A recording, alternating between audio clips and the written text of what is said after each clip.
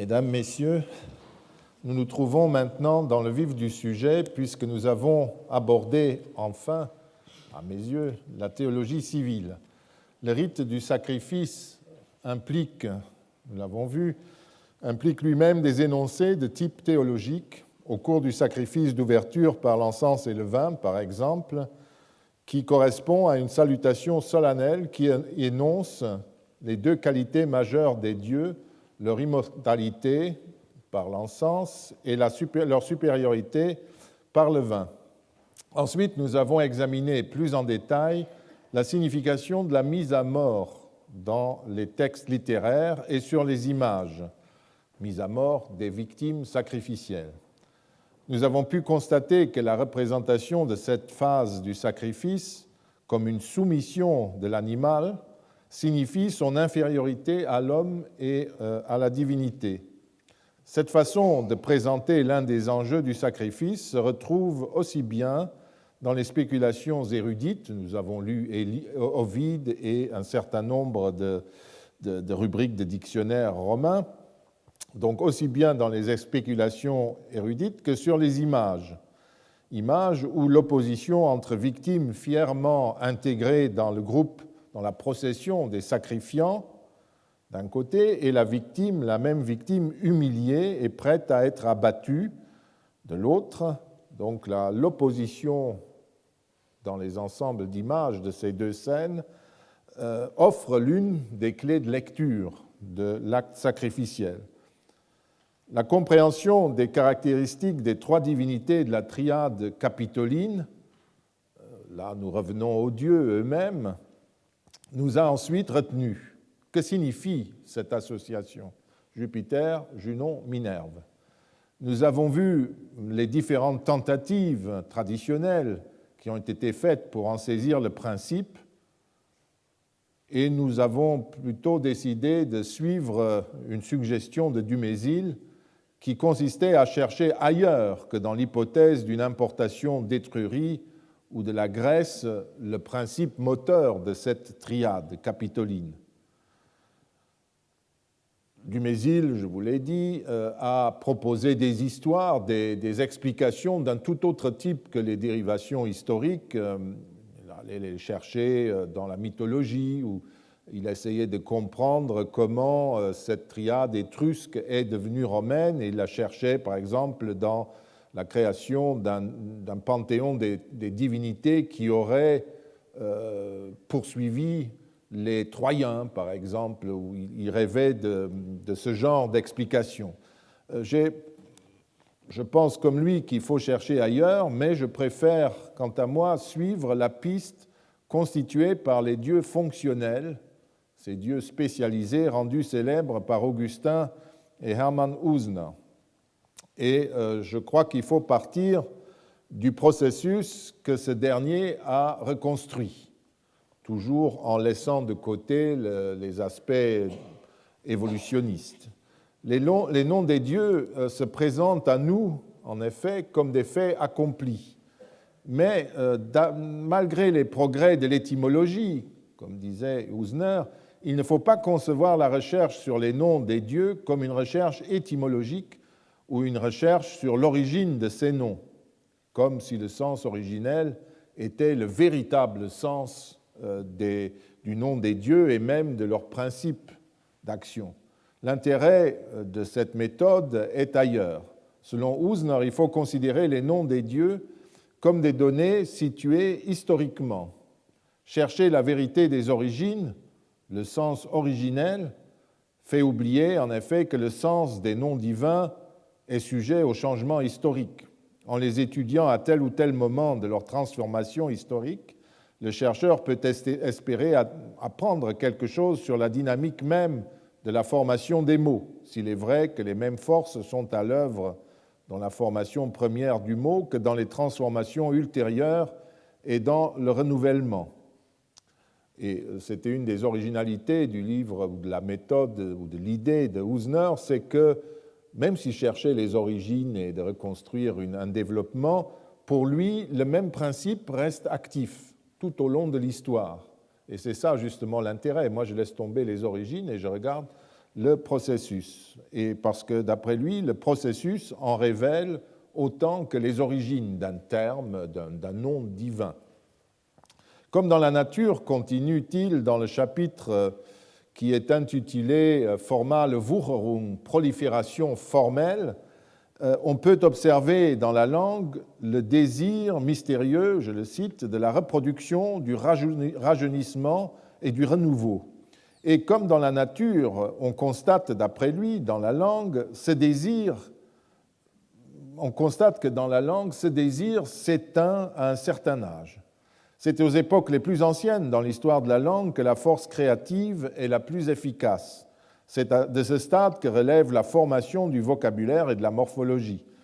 De même qu'un seul grain peut faire proliférer, écrit-il, les mauvaises herbes sur un sol fertile, de même une seule racine peut faire proliférer un grand nombre de mots formellement différenciés, mais de valeurs souvent identiques. Vous voyez le polythéisme derrière ces formules linguistiques. Là aussi, c'est un prédécesseur. Vous savez tous que l'anthropologie religieuse ou sociale doit à Saussure, à la linguistique.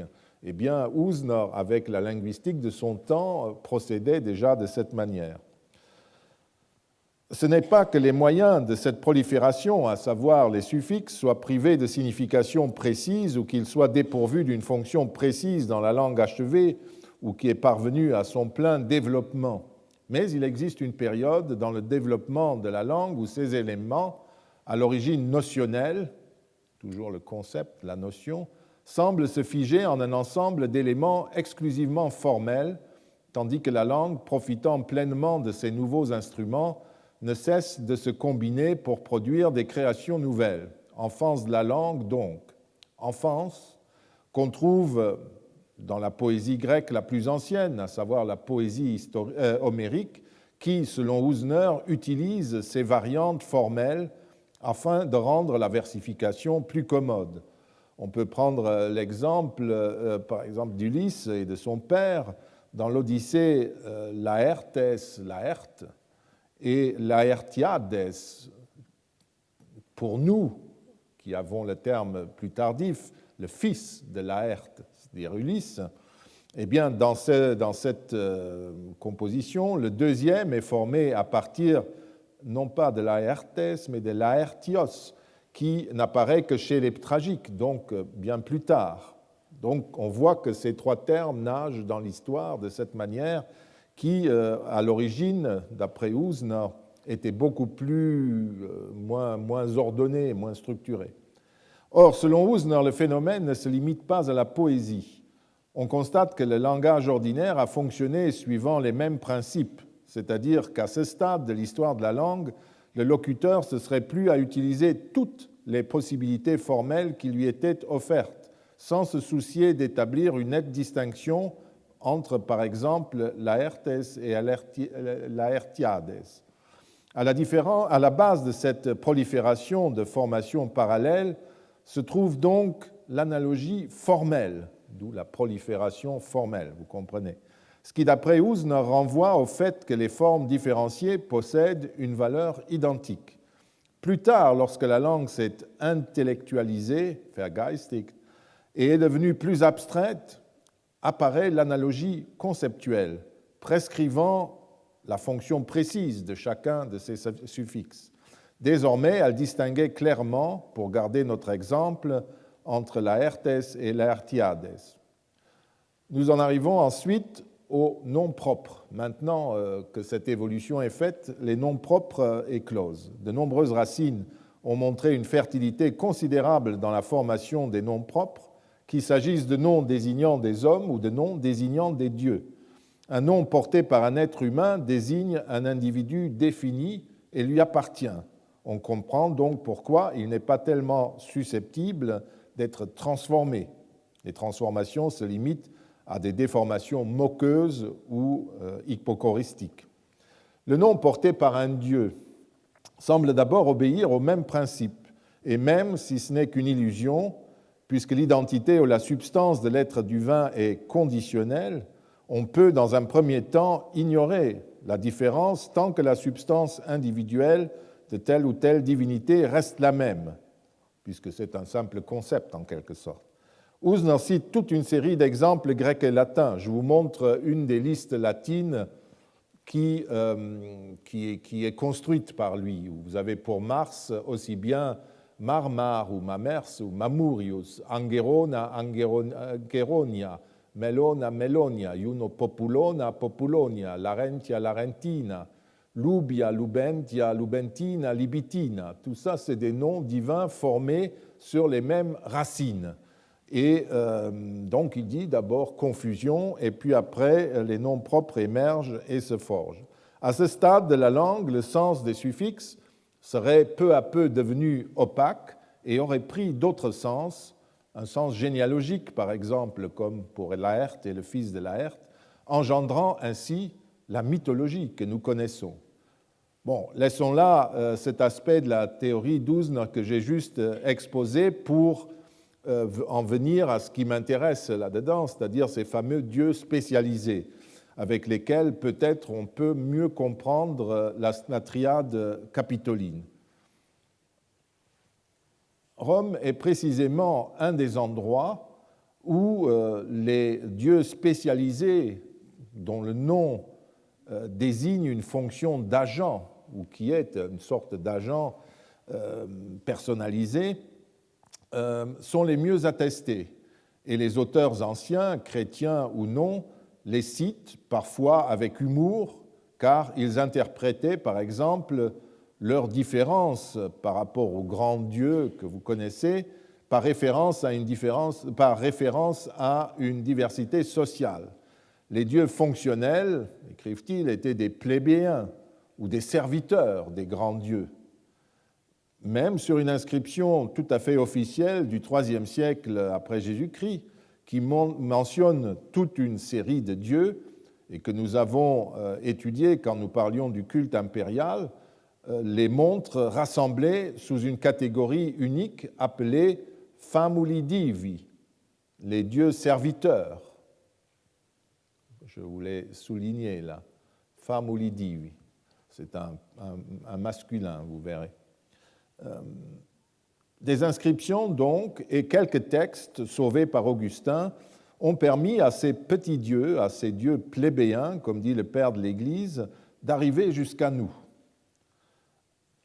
Indépendamment du côté spéculatif et de l'état dépassé de beaucoup des arguments linguistiques d'Usner, ces Sondergötter, ces dieux spécialisés romains, existaient donc très bien et jusqu'en plein IIIe siècle de notre ère. J'ai déjà signalé l'importance de cette approche usnérienne au début du cours. En prenant au sérieux le polythéisme et précisément ces étranges dieux fonctionnels, il a initié une méthode qui conduit tout droit jusqu'à Louis Gernet, Georges Dumézil ou Jean-Pierre Vernant. D'autre part, ce qui me paraît très important, c'est le fait, je le répète encore, qu'Usner ait effacé les limites qui séparaient traditionnellement dans nos enseignements et recherches les grands dieux personnels des dieux agents. Il n'y a pas de différence entre Jupiter, Mars et les famuli divi. C'est en gros ça qu'il donnait. C'est une sorte de prise de position d'historien aussi qui dit j'ai tout cela ensemble, il faut les étudier ensemble. Pour mesurer la fécondité de son idée, je le répète aussi, il suffit de se débarrasser de tout l'aspect chronologique et évolutif de son système. Il est facile de critiquer la perspective évolutionniste qui soutient cette vision de l'histoire de la langue ou du polythéisme. Si l'histoire d'enfance de la langue grecque n'est pas terminée à l'époque d'Homère ou celle de Rome à l'époque d'Ennius ou de Plaute, combien de temps a-t-elle duré ? On entrevoit une enfance d'une durée exceptionnelle, suivie d'un âge mûr extrêmement court. Ça met déjà un peu le doute devant son système, dans l'esprit. Et pourquoi attribuer cet état de création formelle continue à une époque dont nous ne savons presque rien ? L'analogie ainsi mise en place entre les âges de la langue et les âges de l'homme risque de poser plus de problèmes qu'elle ne résout. Usner refuse en fait cette perspective évolutionniste, comme il refuse l'étymologie pour l'étymologie. En tout cas, il s'en méfie assez pour se mettre du côté du changement historique qui, tôt ou tard, abolit le véritable sens originel des mots, entre guillemets, bien entendu. Les faits linguistiques observables sont assez instructifs pour que l'on ne perde pas son temps à chercher le sens originel, véritable des mots.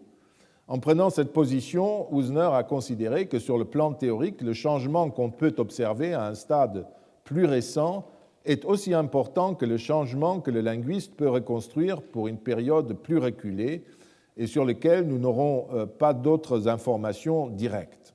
En pratique, il considère donc que la prolifération formelle continue même lorsque la langue a acquis une plus grande abstraction.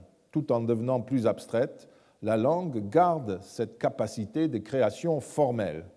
Et c'est pour cela qu'on la voit se produire sous nos yeux au 1er siècle avant Jésus-Christ, au 3e après, et ainsi de suite. Donc une fois que nous oublions tout l'arrière-plan évolutionniste de ce processus, auquel il était homme de son temps, Usner restait malgré tout ce qu'il dit attaché, nous sommes conduits vers une analyse différente des structures de listes de divinités comme de celles du Panthéon. Non seulement les listes de divinités contiennent des dieux bien connus et identifiés, comme Jupiter ou Apollon, mais elles énumèrent aussi, toujours quand on regarde, une multitude de divinités liées au contexte précis de l'action cultuelle ou du bénéfice attendu de cette action. De ces divinités, on ne connaît que leur mode d'action. Prenons un exemple. Restons dans la même liste. Une des listes de ce type est attestée sous diverses formes à la fin du IIe siècle de notre ère et jusqu'au milieu du IIIe siècle.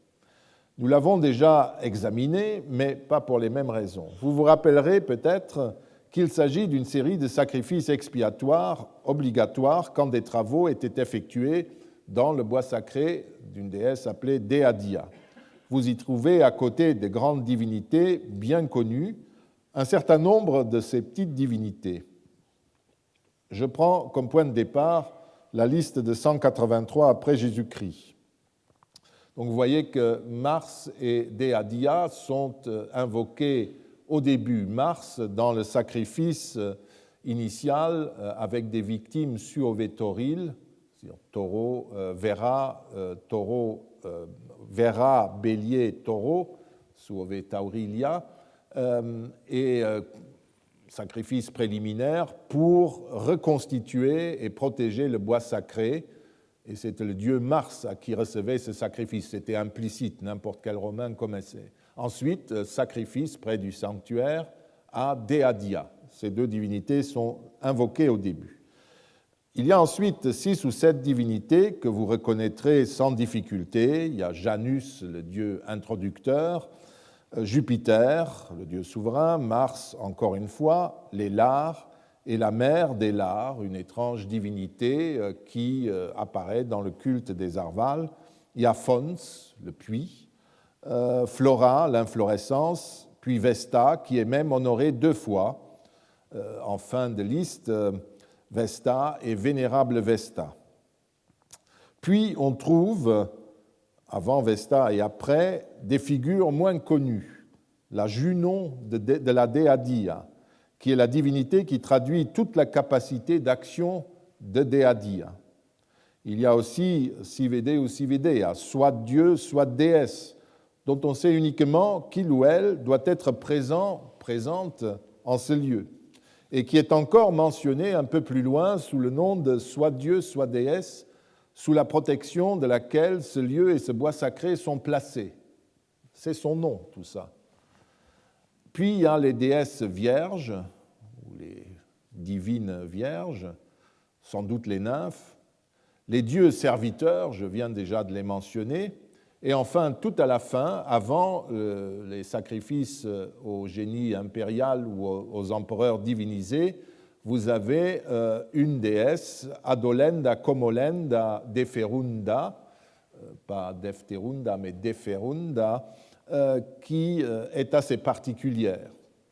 Je passe sur la chapelle impériale avec le génie de l'empereur et les empereurs divinisés. Un certain nombre de ces divinités sont à considérer à titre divers comme des dieux, des divinités de service, des dieux fonctionnels, des esclaves des autres dieux, si vous voulez. Je n'insiste pas sur la catégorie de la Junon de Dea ou des divines jeunes filles sur lesquelles nous aurons encore l'occasion de revenir, mais leur personnalité est plus vague que celle des dieux personnifiés que j'ai nommés. À côté de Dea, sa Junon exprime un aspect de la personnalité de la déesse, de même que les divines jeunes filles ou les déesses vierges complètent Fons, le dieu de l'eau captée, rendu disponible dans un puits. Plus intéressante est la figure dieu ou déesse, soit dieu, soit déesse, qui correspond à notre catégorie des divinités fonctionnelles, dont elle constitue en quelque sorte le degré zéro. Sa seule fonction, si l'on veut, c'est d'être active en ce lieu. On le sait, elle est là, mais tout ce qu'on sait, c'est qu'elle est de sexe masculin ou féminin. C'est la seule chose qu'on connaît d'elle, mais on sait qu'elle est là. Le rédacteur du scénario sacrificiel y a même ajouté une autre divinité. Nous sommes en polythéisme, ça prolifère. Là, Hausner a bien raison. C'est Dieu ou déesse sous la protection de qui ce lieu et ce bois sacré est placé. Donc cette fois-ci, c'est le Dieu ou la déesse dont on sait qu'il est là, mais qu'on ne connaît pas. On ne connaît même pas son sexe. Et la seule incertitude de son sexe est son nom. Et la seule chose qu'on en connaisse. Mais ici, on ajoute, pour être plus complet, qui protège ce lieu et ce bois sacré. Donc vous voyez, on limite son existence à ce petit service. Et il n'a pas de temple, il a juste un petit autel temporaire, comme les autres dieux invités au bois sacré de Dea. Les dieux serviteurs, les dits Famuli, qualifient toute la corporation des divinités de service, dont une figure, on y viendra, conclut la liste. Cette liste est construite de façon hiérarchique, comme on l'a vu depuis longtemps, et plus on descend dans la liste, moins le rang des divinités est éminent.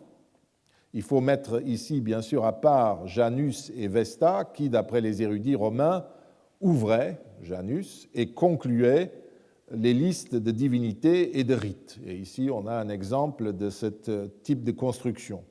Georges Dumézil avait attiré, il y a longtemps, l'attention sur la structure trifonctionnelle de cette liste, Jupiter, Mars, puis un ensemble de divinités qu'on pouvait toutes ranger dans la troisième fonction.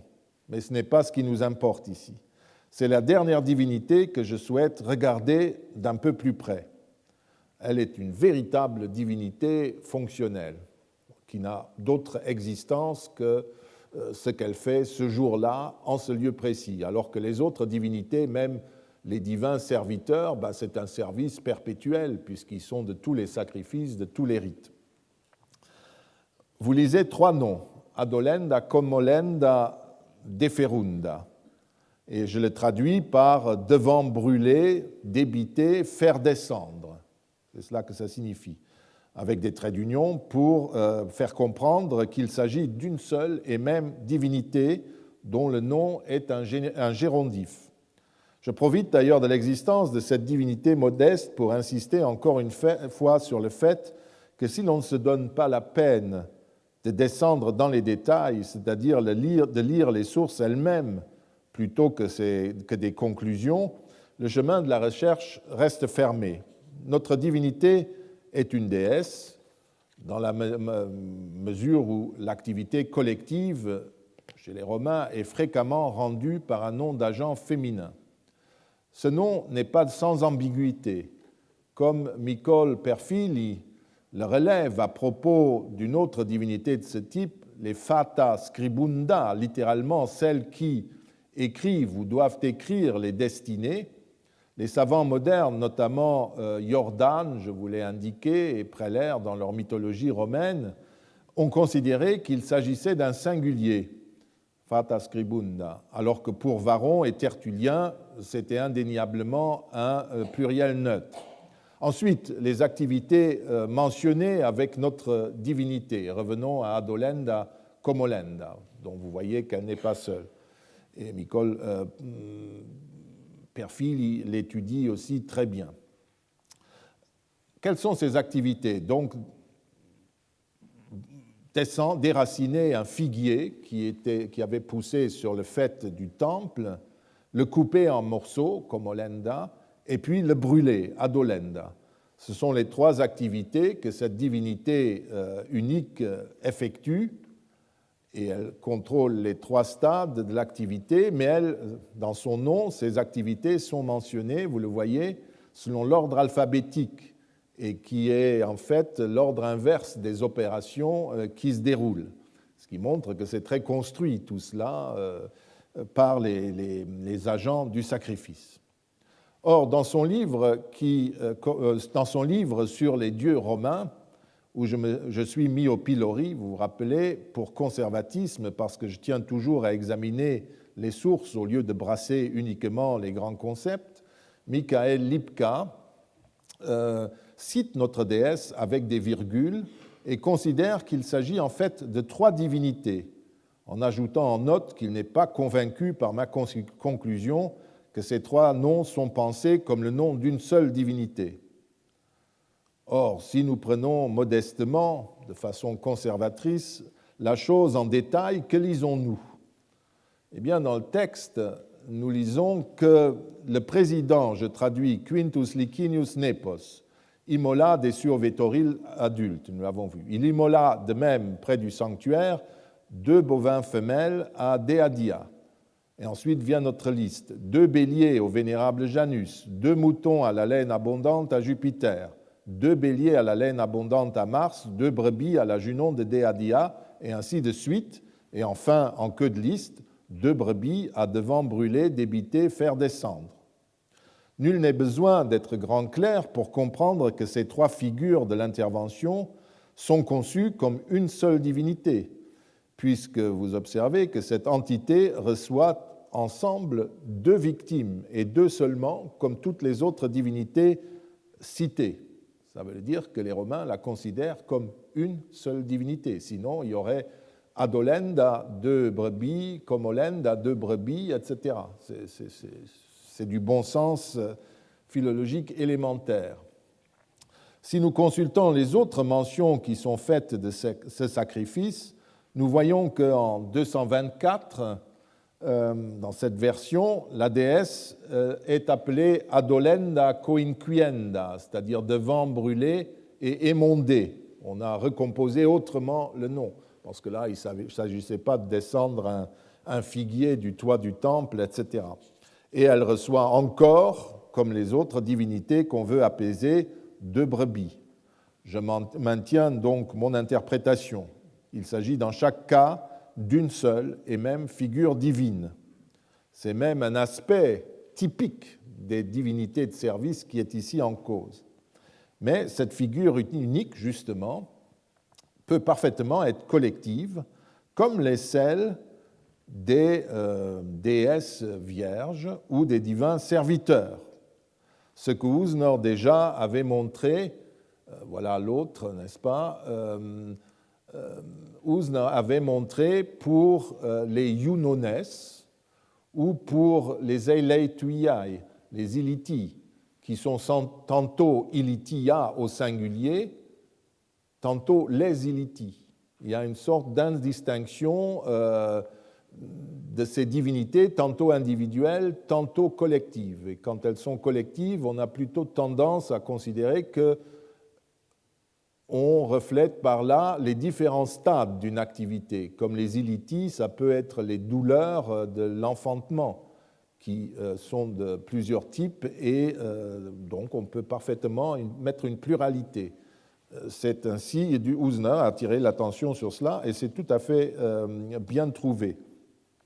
Comme aussi les Iunones dans les régions gallo-romaines, ou les matrones, qui sont aussi 3 souvent, une pluralité, mais parfois elles sont seules, ça, c'est tout à fait possible. Usnor attache en effet la présence de ce pluriel à côté du singulier Iuno ou Iliti à l'existence, lui il pensait encore à autre chose, des innombrables Iunones de femmes, parce que sous l'Empire, chaque femme a sa Iuno. Vous avez vu la Juno de Dea Dia, qui est son double divinisé, divin, et toutes les femmes romaines avaient une Juno également. Donc on passe toujours de la Juno au Junones, ou bien en ce qui concerne Iliti, aux douleurs successives de l'accouchement. Indépendamment de ces interprétations, l'idée défendue par Usner me paraît tout à fait juste. À travers une divinité collective, il peut y avoir plusieurs divinités qui agissent. C'est le cas des divi famuli, les divins ou les dieux serviteurs, ou les déesses vierges. Il existe des activités matérielles multiples qui sont à la charge des dieux serviteurs, de même qu'il existe plusieurs manifestations des eaux qui sont patronnées par plusieurs déesses vierges. Il en va de même des Lars, les dieux Lars, qui sont multiples et qui se divisent en une quantité illimitée des Lars, autant qu'il y a des maisons et des communautés. Et si vous avez lu Plaute, vous savez qu'on parle couramment du Lars familial. Donc, alors que sous l'Empire, on parle toujours au pluriel. Mais on passe très facilement de l'un à l'autre. C'est une des logiques de ce type de divinité. Et cette pluralité est chaque fois considérée, si l'on considère l'acte sacrificiel des Arvales, auquel elle renvoie, comme une seule divinité. Les dieux Lars sont une divinité. Il ne s'agit pas de dire que c'en est plusieurs. Les Iliti aussi. Les dieux serviteurs, une divinité, comme Adolenda Coinquienda, une divinité. Comme le sacrifice et les offrandes le prouvent, puisque chaque divinité reçoit 2 victimes. C'est une divinité collective, mais au lieu d'un pluriel, nous avons la liste des diverses actions impliquées qui donnent autant de sous-divinités, en quelque sorte. On peut à la limite considérer qu'il s'agit d'un pluriel neutre, comme pour les fata scribunda. Je pense toutefois, enfin la conjugaison, la déclinaison exclut qu'on ait affaire à un pluriel ici, mais pour les fata scribunda, c'est un pluriel. Je pense toutefois que seul coinquienda pourrait se trouver dans cette situation, car son opération peut recouvrir plusieurs divinités et impliquer la participation de plusieurs divinités. Je le répète, chez les Arvales, ce sont très clairement des singuliers féminins. Je préfère pour ma part considérer que nous avons, avec Adolenda Comolenda de Ferunda et ses compères, affaire à une divinité fonctionnelle du type Okator, ces divinités en OR, au singulier, que l'on trouve par exemple dans un célèbre rituel célébré par le Flamine de Cérès à l'ouverture de la saison des champs, des labours, où il y a toute une série de divinités qui décomposent en une douzaine de divinités les différentes activités du paysan qui laboure, qui ouvre le champ. Chez les Iliti ou les Lars, les multiples figures de la divinité collective restent dans l'ombre. Dans notre cas, à nous, le choix est différent. Même si on les nomme, il s'agit d'une seule et même divinité, même si elle a un nom à rallonge, qui reçoit une seule offrande, ces 2 brebis. Je m'étais à un moment donné demandé si les vierges divines ne pouvaient pas correspondre à cette figure divine. Elles auraient été dédoublées par un souci de complétude que nous ne comprenons pas. C'est possible. En 240, quand notre liste est raccourcie, toujours pour des raisons inconnues de nous, nous constatons que Fons, d'un côté, le puits, a disparu. Il est sorti de la liste, de même que la déesse devant débiter, brûler, devant brûler, émonder, a disparu elle aussi, alors que les travaux sont restés du même type. En revanche, vous pouvez voir que les divins serviteurs et les vierges divines sont toujours présentes. C'est elles qui désormais suffisent pour traduire ce service divin rendu à Dea Dia dans son bois sacré. Les divi famuli, les dieux serviteurs, c'est employé en principe au datif dans l'inscription. Ça pourrait être un féminin ou un masculin. mais dans la mesure où ils reçoivent des werbekes, c'est-à-dire des moutons et non pas des brebis, ce sont de toute évidence des serviteurs masculins. Mais les déesses vierges sont des femmes, des jeunes femmes.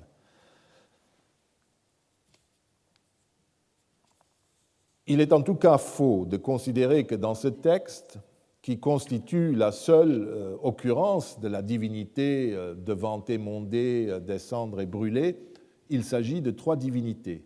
C'est une divinité qui apparaît ici pour la seule et unique fois. C'est le type même de ces dieux fonctionnels, et vous comprenez pourquoi Usner a été intéressé par elle.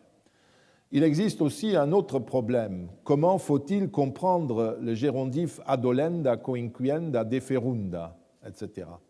Généralement, les grammairiens considèrent qu'il est de sens médio-passif, comme Altheim, qui est cité par lui, qui traduit celle qui est descendue, adolenda ou deferunda, etc., sans retenir la nuance d'obligation. Le hollandais Wagenfurt accepte qu'il s'agisse d'un passif, mais considère qu'il s'agit du bois lui-même qui descend.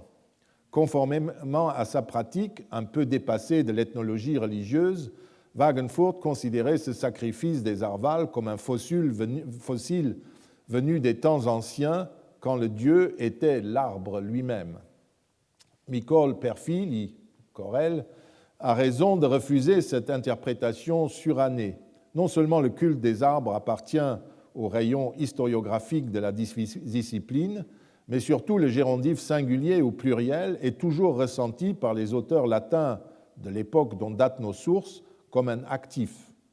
D'après Léontine Louise Tels de Jong, notre fata scribunda est comprise par Tertullien ou Varron comme les fata scribentia, les déesses du destin qui écrivent ou qui doivent écrire. Sans doute identifiait-il ces fata qui sont appelés aussi les triafata au parc. Un autre exemple témoigne de la même compréhension de la forme. La déesse Aferenda, je l'ai mise là, la déesse Aferenda, une des déesses fonctionnelles du mariage qui est citée par Tertullien, est celle qui doit apporter les dots au sens actif. Et comme Perfil, il remarque, les fata scribunda peuvent être les puissances du destin qui doit être écrit, ou mieux les puissances qui protègent l'action ou doivent protéger l'action de l'écriture du destin. Revenons au concept même de Dieu fonctionnel et plutôt à une représentation de la divinité qui couvre un domaine d'action. Le mode de pensée du divin que Usner a mis en évidence a bien d'autres implications que la génération toujours recommencée des divinités et leur réunion sous l'égide d'autres divinités jusqu'à ce que le panthéon tende vers le monothéisme. Si nous prenons en compte cet élément, nous devenons à même de comprendre bien d'autres groupements divins. Voilà, j'ai fait ce détour par Usner et les dieux fonctionnels pour bien vous montrer comment ils fonctionnent, comment ils apparaissent et comment il faut les comprendre. Et nous pouvons maintenant retourner au Capitole. Faisons une expérience. Nous avons vu qu'il existait autour du temple capitolin une série de temples et d'autels qui étaient liés à Jupiter, maître des lieux, et qui traduisaient à la fois son mode d'action tel qu'il se manifestait dans des contextes divers et les effets de son intervention. Bien entendu, beaucoup de ces divinités avaient une vie autonome et étaient également associées à d'autres figures divines, Victoria par exemple.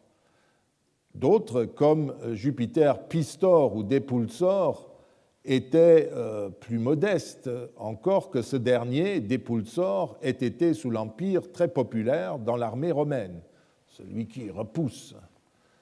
Certains Pistor, en revanche, est beaucoup plus rare. Certaines figures joviennes étaient liées à une intervention précise. C'est le cas que nous pouvons reconstruire. Les autres avaient peut-être aussi une occasion précise où ils se sont manifestés, mais nous ne le savons pas. En tout cas, c'est le cas du temple de Jupiter Tonans, le tonnant, là-haut, qui a été construit en remerciement par Auguste en 21 avant Jésus-Christ, parce qu'il l'avait épargné de la foudre, ou alors il est mis à côté le temple de Jupiter Conservator qui commémorait le sauvetage de Domitien lors de la prise du Capitole par les partisans de Vitellius fin 69 après Jésus-Christ. Le temple d'Auguste donna même lieu à une méditation théologique sur ses figures fonctionnelles sous la forme d'un rêve dans lequel le Tout-Puissant se plaignait que le nouveau temple, et donc ce nouveau Jupiter, lui enlevait des adorateurs. Je vous ai déjà parlé de ça, je crois, il y a 10 ans. Auguste lui aurait alors répondu qu'en fait, Jupiter Tonans n'était que le portier du très grand Dieu serviteur. Vous voyez. Et au réveil, il fit même couronner le fronton du temple de Tonans de clochettes, comme pour souligner qu'il s'agissait bien d'une entrée vers le grand temple, vers le maître des lieux. La hiérarchie qui se met en place, même quand le Dieu porte le même nom. Et c'est un petit mythe, une petite réflexion autour du polythéisme, de son fonctionnement. Cette anecdote met bien en lumière, je le répète, la manière dont s'élabore la construction de nouvelles divinités à partir d'une réflexion sur l'action qu'exerce la divinité titulaire d'un temple. Elle a, en l'occasion, tonné, mais de façon favorable pour Auguste, sans le détruire, alors que les serviteurs qui portaient sa litière ont été tués. Elle pose, cette anecdote, en même temps le problème de la hiérarchie qui pouvait exister entre les deux divinités, et elle prouve que les Romains n'étaient pas indifférents à ces questions. Tout cela, nous l'avons déjà dit. La question que je voudrais soulever, l'expérience que je souhaite faire, c'est de continuer dans cette lignée et étendre cette logique polythéiste à la triade capitoline elle-même que nous essayons de comprendre. Il n'est pas question de construire une évolution à la Husserl qui expliquerait l'émergence de ces divinités. Ce qu'il s'agit d'examiner, c'est la nature de la combinaison que forment ces trois éléments. Tous mes prédécesseurs ont été convaincus qu'il s'agissait d'une triade composée selon une logique qui nous échappe pour remplacer une triade plus ancienne, qui combinait Jupiter, Mars et Quirinus, dont ils donnaient des interprétations variables. Les divinités en question ne sont pas des dieux plébéiens dont le nom traduirait la fonction comme le ferait un titre de fonctionnaire de l'administration publique, pour la simple raison que leur rôle dépassait largement cette fonction. Junon et Minerve sont autre chose que des dieux fonctionnels. Alors qu'un dieu spécialisé agit dans un contexte donné pour effectuer une action précise, les grandes divinités, même quand elles ont cet aspect, exercent un pouvoir majeur, plus ample. Leur fonction, si l'on veut, dépasse le simple contexte. Néanmoins, la logique qui sous-tend cette construction répond à la même intention. Il s'agit de traduire une fonction donnée. Et l'association des trois fonctions exprime un pouvoir suprême, par exemple la souveraineté totale. Il ne m'a malheureusement pas été possible, pour répondre à cette question, de relire toute la littérature romaine et de réunir l'ensemble des sources, mais j'ai travaillé à partir d'un certain nombre de données majeures et qui me semblent suffisantes. Alors prenons leurs divinités l'une après l'autre. Le cas de Jupiter est évidemment le plus simple. Son domaine, c'est la souveraineté. Gerhard Rathke, dans un article en français, l'a défini très, très bien comme le Dieu qui n'est soumis à aucune servitude, qui est libre de toute servitude. Pour aboutir à cette définition, il a examiné toutes les interventions de Jupiter, tous les symboles de son action et de son pouvoir. Par exemple, le fait que son prêtre, le Flamine de Jupiter, ne pouvait jamais prêter serment, non seulement parce que Jupiter est la loyauté même, mais surtout parce que son prêtre ne pouvait être lié par aucun serment, de même qu'il ne pouvait pas porter sur lui un nœud ou un anneau, et que les personnes enchaînées qui se jetaient à ses pieds quand il passait dans la ville devaient être immédiatement libérées de leurs chaînes. Même ce symbole vivant du Dieu ne pouvait être confronté à la notion du moindre lien. Jupiter, c'est le dieu libre de toute servitude qui enchaîne, qui emprisonne. C'est ça la souveraineté pour les Romains. Tout ceci n'empêche pas Jupiter d'accepter le partenariat avec les humains et d'accorder aux magistrats un pouvoir presque absolu dans la gestion des affaires de Rome, qui sont communes aux humains et à lui et à ses partenaires divins, à condition, bien entendu, que les humains le consultent avant chaque acte et sollicitent son aide. Nous avons vu par ailleurs les nombreuses divinités qui avaient la charge d'incarner les multiples interventions du Dieu suprême. Je viens encore d'afficher l'image. Mais cette souveraineté reste malgré tout de type collégial. Il ne faut pas confondre le Dieu suprême, Optimus et Maximus, très bon, très grand, avec le Dieu unique des monothéismes. Même dans la triade archaïque, Jupiter était associé à 3 autres dieux et il agit dans les cas connus avec eux. Par exemple, une fois par an, les 3 flamines de Jupiter, Mars et Quirinus montaient en char au temple de la déesse Fides pour lui offrir un sacrifice, la main droite couverte, enveloppée jusqu'au doigt, dit Tite-Live, afin de témoigner par là du respect dû à la bonne foi et à la main droite qui lui était elle aussi consacrée comme son temple. On échange la poignée de main droite en signe de bonne foi, de serment, quand on prête serment. Et enveloppée d'un tissu, d'un pan de toge, elle se présente en quelque sorte comme le siège, comme une statue animée de Fides. Il y a toujours chez les Romains ce jeu entre l'abstraction et l'image figurée. Et dans ce cas-là, comme pour le flamine de Jupiter, qui est très figuré, si vous voulez, mais vous n'y voyez pas un dieu, c'est un humain qui joue par les rites qu'ils doivent observer à toute heure de la journée la fonction de Jupiter, cette souveraineté qui peut être liée, qui est loyale, qui est juridique, qui est calme, etc. Et ici, la bonne foi, eh bien, elle est symbolisée par la main qui s'engage en bonne foi. C'est un texte très intéressant de ce point de vue-là. Ce rituel que Georg Vissova, Walter Friedrich Otto et Georges Dumézil attribuent tout à fait correctement aux 3 flamines majeures. Vous voyez que Tite-Live ne dit que flamines, mais tout le monde comprenait, ça ne pouvait être que ces 3-là. Instituer donc la bonne foi entre ces 3 prêtres, et sans doute entre les 3 divinités, car ils étaient dans le même char couvert et le même geste de bonne foi, donc c'était aussi la bonne foi les uns avec les autres. Vous comprenez pourquoi ça intéressait Dumézil, puisque c'était les 3 fonctions, en quelque sorte, qui étaient en cause. Car, si vous voulez, ce rite traduisait la volonté de bonne foi entre ces 3 divinités, car tout acte effectué par les flamines majeures se référait à leur patron divin. Pour ce qui nous intéresse, cela signifie que Jupiter est solidaire de ses 2 collègues, même s'il leur est évidemment supérieur. Il est aussi nommé le premier.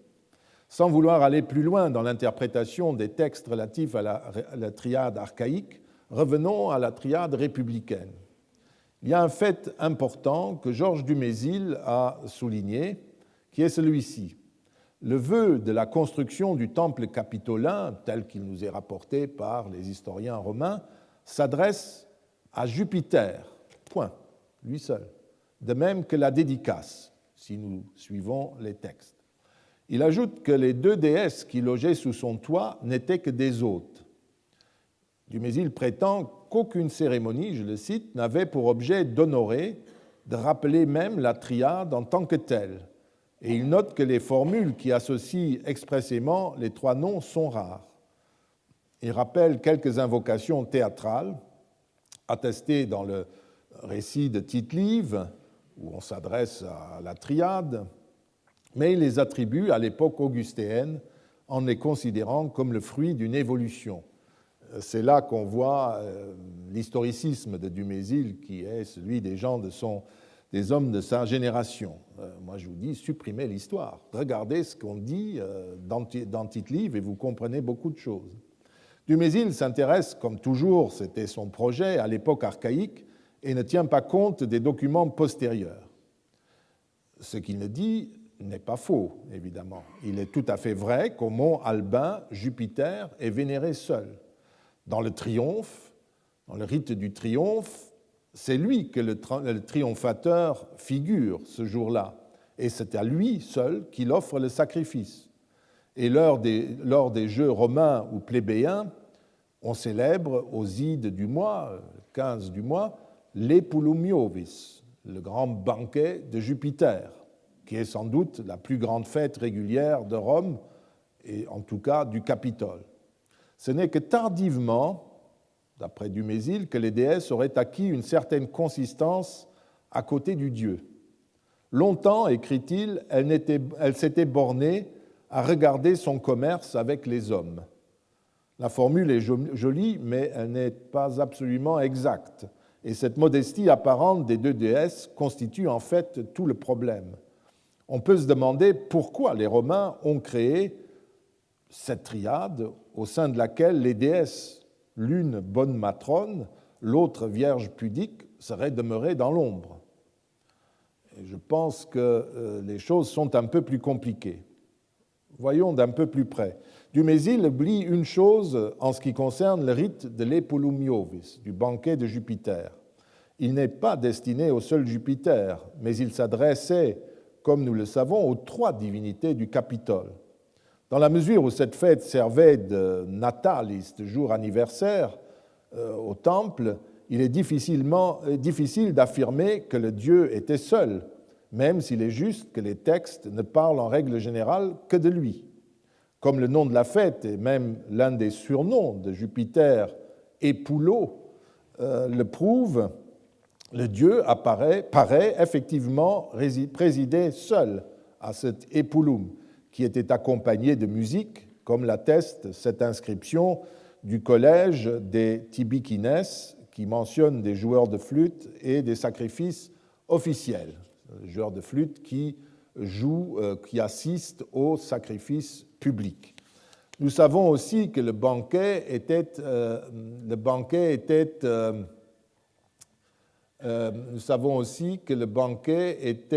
attendez que je le trouve. Voilà, que le banquet était accompagné de lyres. Et comme les joueurs de flûte et de lyre appartenaient en fait au même collège fonctionnel, nous comprenons pourquoi ici seuls les joueurs de flûte honorent le dieu du banquet du 13 septembre. C'est manifestement les 2 groupes de la corporation faisaient leurs dédicaces séparément.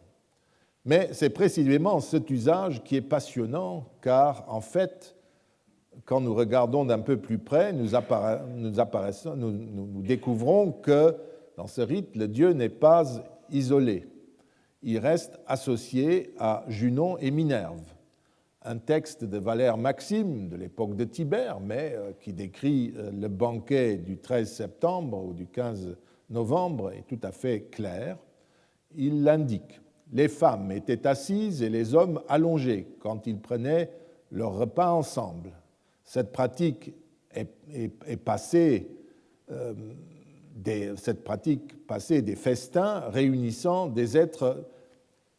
Cette pratique est passée des festins réunissant des êtres humains au rite religieux, car au cours du banquet offert à Jupiter, on l'invitait à prendre place sur un lit, tandis que Junon et Minerve se voyaient offrir des sièges.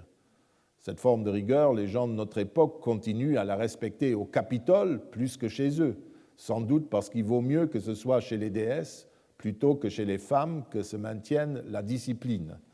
Donc il attire l'attention que maintenant dans les banquets qui sont toujours couchés, les banquets formels, les femmes se couchent alors que les déesses sont assises. Et effectivement, lors des grandes célébrations, des grands banquets des jeux séculaires dont nous avons déjà parlé, à plusieurs reprises sont mentionnés un lectisternes pour Jupiter, où il est sur son lit de table, mais des célisternes, des banquets assis sur chair pour les déesses.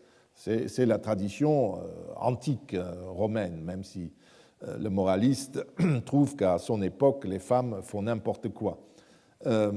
Mais vous voyez, en tout cas, vous pouvez certes objecter que Valère Maxime est un auteur de la première moitié du 1er siècle après Jésus-Christ, dont les sources remontent essentiellement à Tite-Live. Il pourrait, avec ces deux divinités qui assistent au banquet du 15 septembre, s'agir d'une tradition récente. Mais il faut savoir sur quoi on travaille.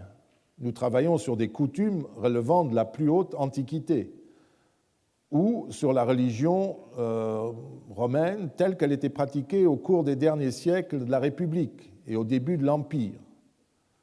Je ne sais pas ce que c'était autrefois, mais je constate qu'à l'époque historique, mettons Tite-Live, c'est ainsi qu'on voyait le banquet du Capitole du 15 septembre.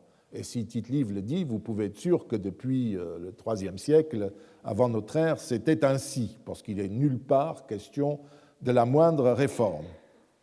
Et il faut rappeler aussi aux nostalgiques de l'archaïsme que de toute façon, les jeux romains ne sont attestés qu'à partir de 212 avant Jésus-Christ, et pour les jeux plébéiens du 13 novembre, de sorte que toute spéculation relative à l'antiquité de cet épulum est a priori fragile, ajoutant que le collège sacerdotal, plus particulièrement chargé de cet épulum, les 13 viris, les 3 hommes des banquets, et notamment de ce banquet-là, ne fut créé qu'en 196 avant Jésus-Christ. Donc on arrive toujours à la même époque, peu importe. Il faut aussi attirer l'attention sur une pratique qui est restée ignorée de beaucoup de spécialistes, celle des vœux publics du début de l'année. Nous avons vu l'an dernier les problèmes qui marquèrent ce rite solennel en 176 avant Jésus-Christ et qui prouvent de manière incontestable qu'à cette époque, toute la triade était déjà liée à ces vœux. Et sans vouloir me laisser aller à des raisonnements circulaires, j'ajouterai qu'un rite aussi fondamental ne peut pas dater du IIe siècle avant Jésus-Christ. Il est forcément plus ancien, de même que l'épulum. Ce dernier portait la marque du rite du lectisterne, au cours duquel, à côté du grand sacrifice, se déroulait un banquet beaucoup plus réaliste que ne l'étaient les offrandes faites sur un autel. Les rites peuvent toujours être démultipliés aussi à Rome, puisque les dieux se couchaient en quelque sorte ou s'asseyaient sur des lits de table ou sur des chairs.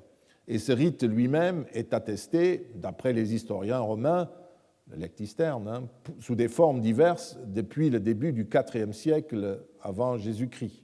Autrement dit, il n'est pas exagéré de supposer que l'épulumiovis remonte également plus haut que le début du IIIe siècle.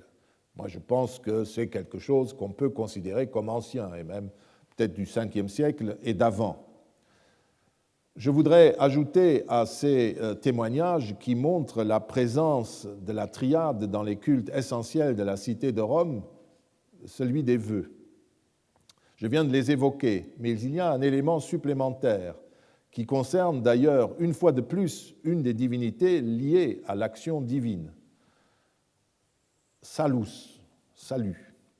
Je vous ai dit il y a 10 ans déjà qu'il y avait une divinité qui recevait souvent un sacrifice au Capitole en relation directe avec la triade, Salus du peuple romain et des Quirites. Elle apparaissait au cours des services votifs. Les nombreux vœux formulés et acquittés pour le salut de la res publica et sous l'Empire pour le salut de l'empereur et de sa famille comprenaient toujours, après les noms de Jupiter, Junon, Minerve, celui de Salus. On peut donc ajouter cet élément à notre structure. Cette divinité gérait le résultat de l'intervention des 3 autres divinités. Elle était donc liée à leur action combinée et se matérialisait au cours des sacrifices votifs. Cette fonction-là, elle la remplissait déjà, à en croire encore Tite-Live, lors des vœux du Nouvel An de 176 avant Jésus-Christ.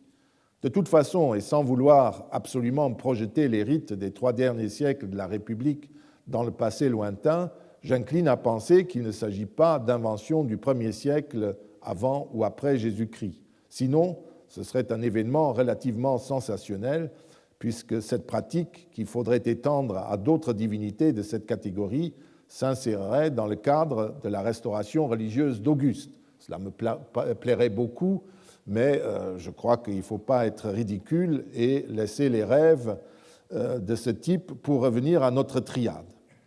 Il faudra revenir plus tard au problème de l'isolation apparente de Jupiter dans un certain nombre de formules et de rites, ce qui est tout à fait juste. Et c'est justement un aspect du problème passionnant de ce problème des divinités vues sous l'angle fonctionnel.